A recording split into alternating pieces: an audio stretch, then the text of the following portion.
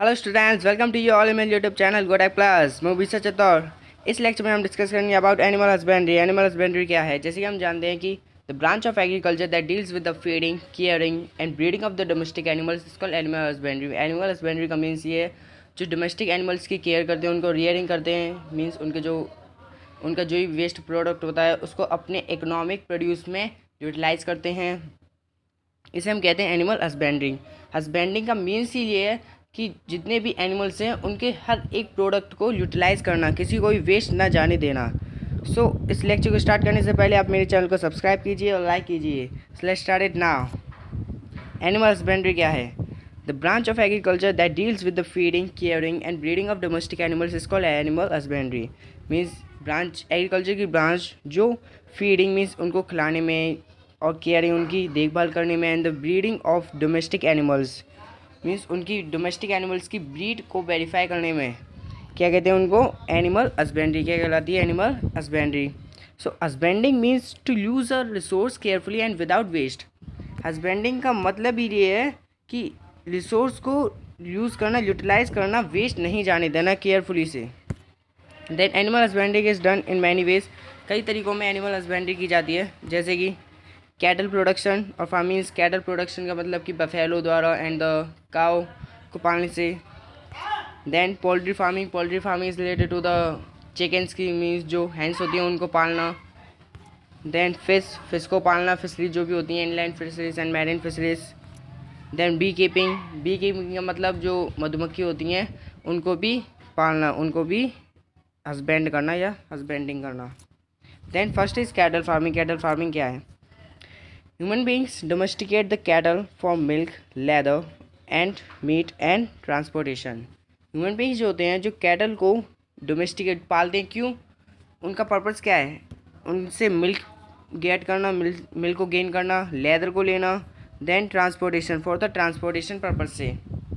Then cattle raising is done to fulfil the specific needs for dairy, draught और dual purpose breeds. जो cattle होती है, cattle farming क्यों की जाती है?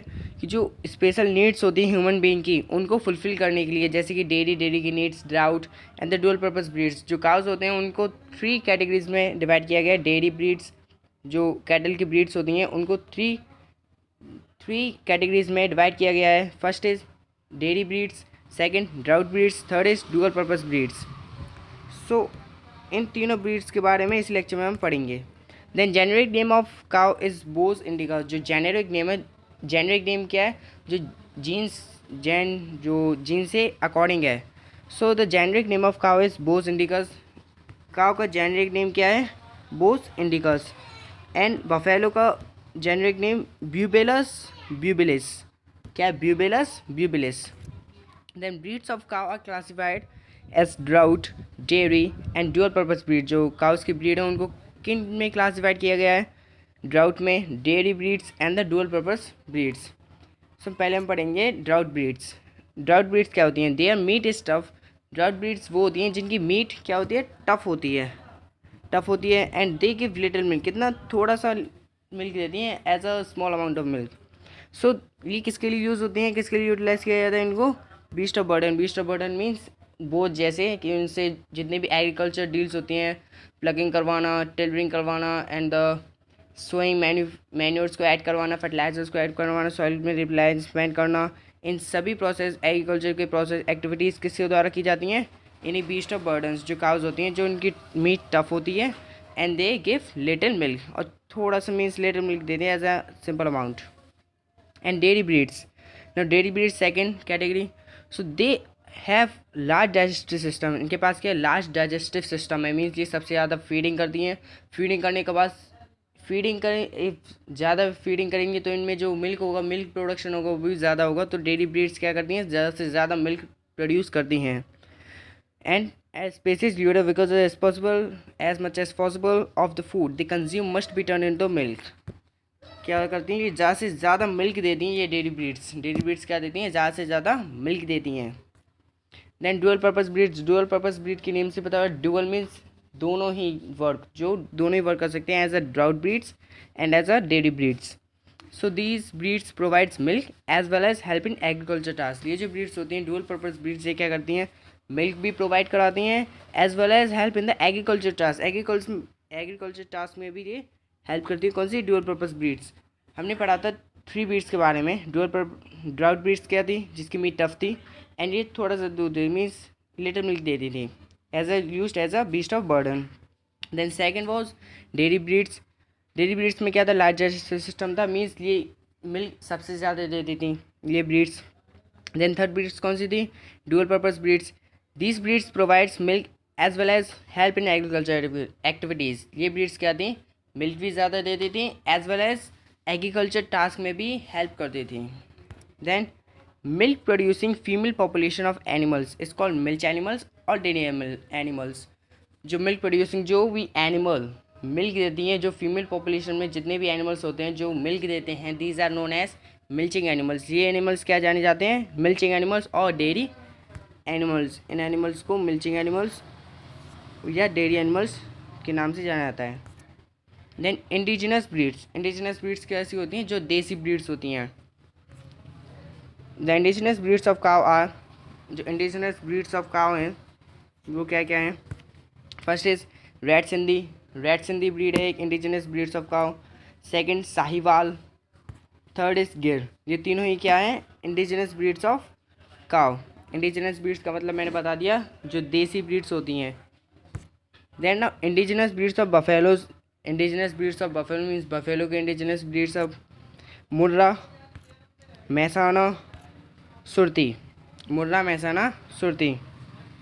अब इसमें जो रेड सिंधी है, रेड सिंधी ब्रीड्स जो होती हैं उनका जो कलर होता है मीन्स जो बॉडी का कलर होता है वो रेड होता है। रेड पिगमेंट होती है, रेड जैसी लाइन होती है उनमें, रेड रेड लाइन होती हैं। इनसे हम पहचान सकते हैं कि ये रेड सिंधी ब्रीड्स में आती हैं। These are cows are red Sindhi.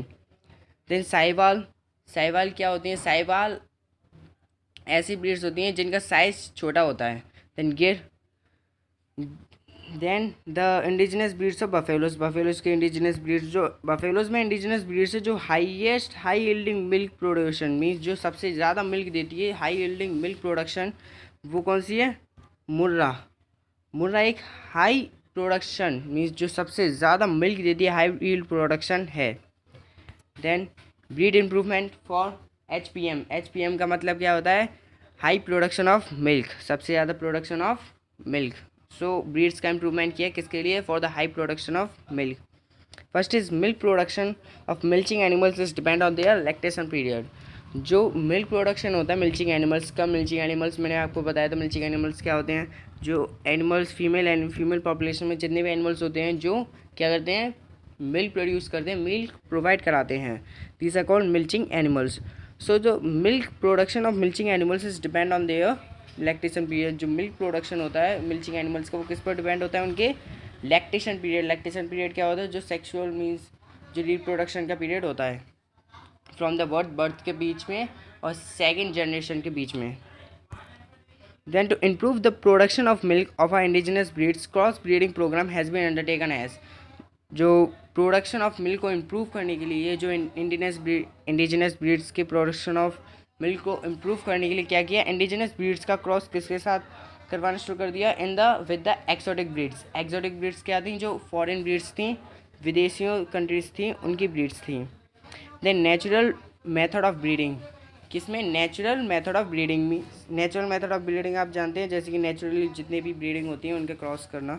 Then it takes place by cross breeding between two indigenous breeds and the goal of high milk yielding exotic breeds by natural physical method. ये क्या है?